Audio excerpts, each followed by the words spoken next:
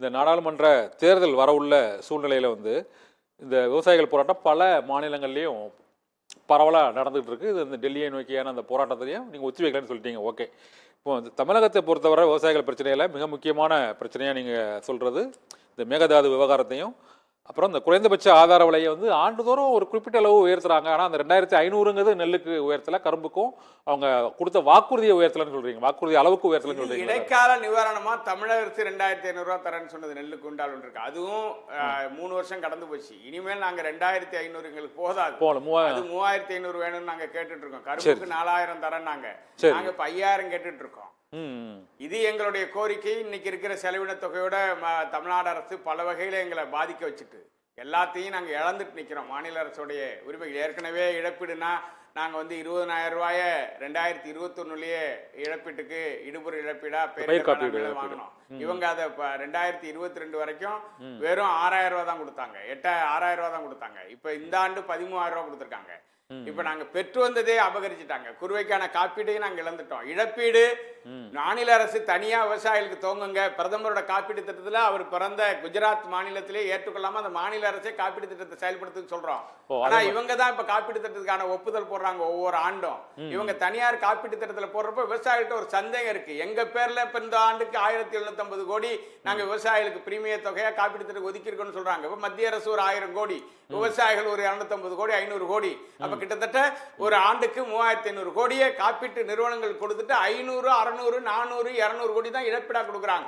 பாக்கி 3000 கோடியை மத்திய மாநில அரசும் அந்த காப்பீட்டு நிறுவனங்களும் பங்கு போட்டுக்குதோ அப்படிங்கிற சந்தேகம் கூட விவசாயிகள்ட்ட இருக்கு. அதை தெளிவுபடுத்துங்க கூட சொல்லிட்டோம்.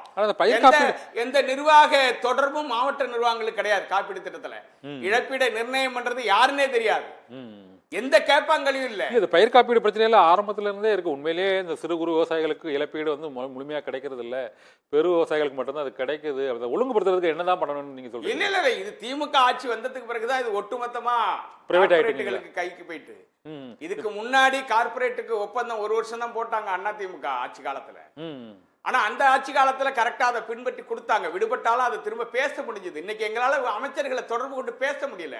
அதிகாரிகள்கிட்ட பேசி எந்த காரியமும் நடக்க மாட்டாங்குது தமிழ்நாட்டுல.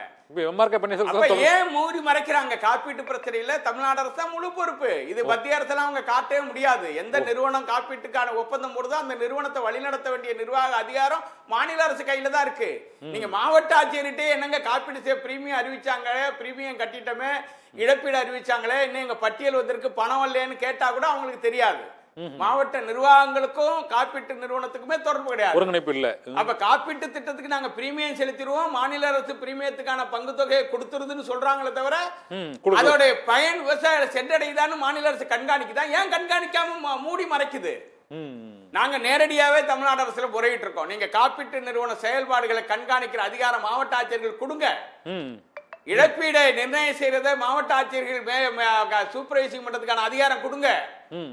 யார் தப்பு பண்ண போறதில்ல. மாவட்ட ஆட்சியர்கள் தப்பு பண்ணிடுவாங்களா? ஐஏஎஸ் ஆபீசர் தப்பு பண்ணிடுவாங்களா? காப்பீட்டு நிறுவனத்தை நம்புற தமிழ்நாடு அரசு மாவட்ட ஆட்சியர்களை தன்னுடைய முதலமைச்சருடைய நேரடி பிரதிநிதியா ஐஏஎஸ் அலுவலர் கூட நம்ப மறுப்பதனுடைய மர்மம் என்ன? இதுதான் இன்னைக்கு கேள்வியா இருக்கு. அப்ப யார் நலனுக்காக காப்பீடு திட்ட விவசாயிகளை செயல்படுத்துறீங்க? அப்ப விவசாயிகளுடைய சந்தேகம் உண்மைங்கிறது தெரியுதா இந்த நிர்வாக முறையிலேயே இழப்பீடு கொடுக்கறதுல?